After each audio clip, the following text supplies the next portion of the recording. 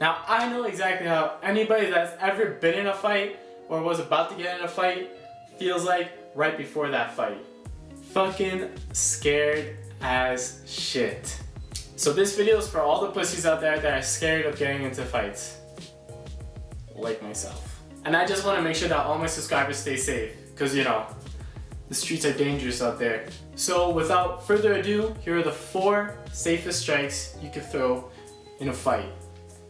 The reason why these techniques are all the safest you can throw, because they're all long, they're really fast to throw, and unless your opponent knows how to deal with them, they're going to have a hard time hitting you back.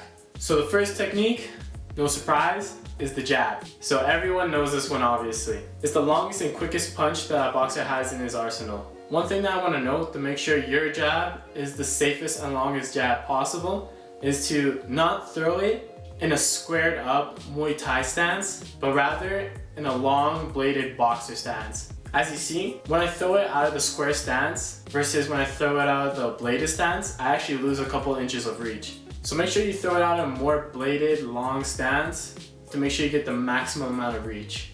The second technique that I got for you is the lead front snap kick. The reason why I like this one more than the regular roundhouse kick is because this comes straight up the middle and is a lot harder to catch than a roundhouse kick. Using the lead leg means that you're going to get to your opponent a lot more quicker than your rear leg. Also, this kick wins people very, very easily. So the reason why this is such a great technique is because after you kick, your knee stays in between you and your opponent. And getting around that knee is going to make it really, really hard for your opponent to get to you. If your opponent does come in after the kick, just meet them with a jab and mess their shit up. As shown by the greatest heavyweight kickboxer ever, Semi-Shelt. Now the next technique is the lead leg push kick. Unlike the front snap kick, which is a kick with a snap, a front lead push kick is a kick with a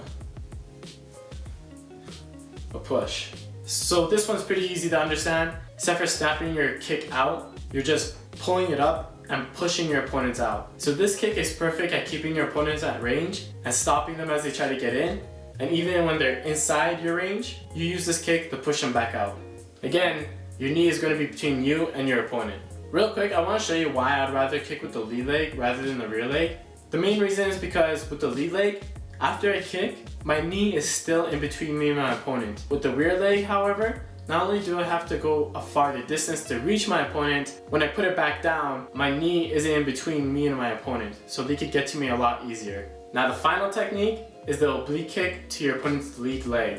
Now this one is a game changer. This kick is going to start bending your opponent's knees backwards so they look like the elites from Halo. This kick is perfect for keeping your opponents out of range and stopping them from stepping in. And what makes this technique so great is that it's so easy to throw and it's almost impossible to catch unless you're really prepared for it and really timing it well. This move alone basically made John Jones the best MMA fighter in the UFC. When you're bending somebody's leg backwards, like what John Jones did to Rampage Jackson, soon people are not going to want to fight you. Another variation of this kick is the low inline side kick to the knee, but instead of being orthodox stance, you're throwing with your lead leg from southpaw. Conor McGregor almost Kevin Ware Nate Diaz with this kick. So there you have it, 4 techniques that is going to keep all 28 of you safe in the streets. So now if you feel safer, which I know you do, I want you to leave a like for this video. Also, I want you to leave a comment on this video, like literally about anything. I'm not even joking. Like tell me about what you want for Christmas this year. Mine would be for my parents to love me, to be honest. And subscribe to the channel if you haven't already because I make funny videos sometimes.